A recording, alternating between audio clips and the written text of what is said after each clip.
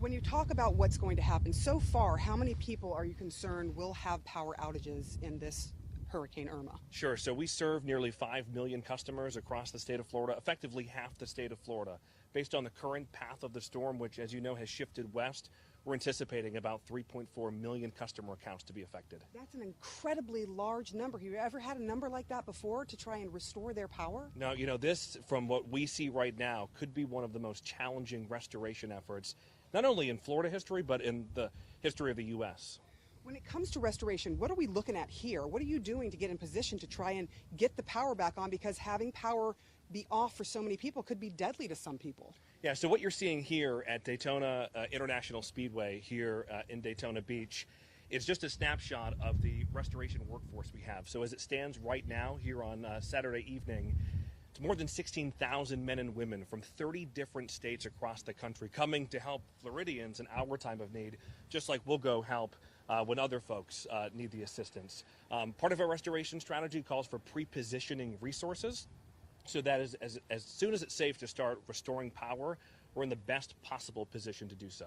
Okay, so 16,000 troops out there ready to restore power. You talked a little bit about where everybody is coming from, but what will happen if this storm hits where they think it's going to hit? Are we talking something that can be easily repaired, or what kind of timing are we talking here? Right, so it kind of depends on where you are and based on the path of the storm. So as we see it today, it looks like it's going to make a landfall on the west coast of Florida.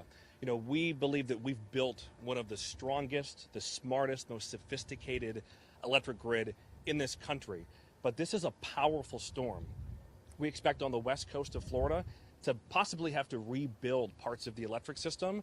We measure that in weeks, not days. On the east coast of Florida, like where we are here, we think it's going to be a restoration, but again, we're talking about incredibly powerful winds that just rip down trees into power lines. So it's going to be a challenge, but it's something we're up for. Weeks, not days, if the storm hits in this intensity.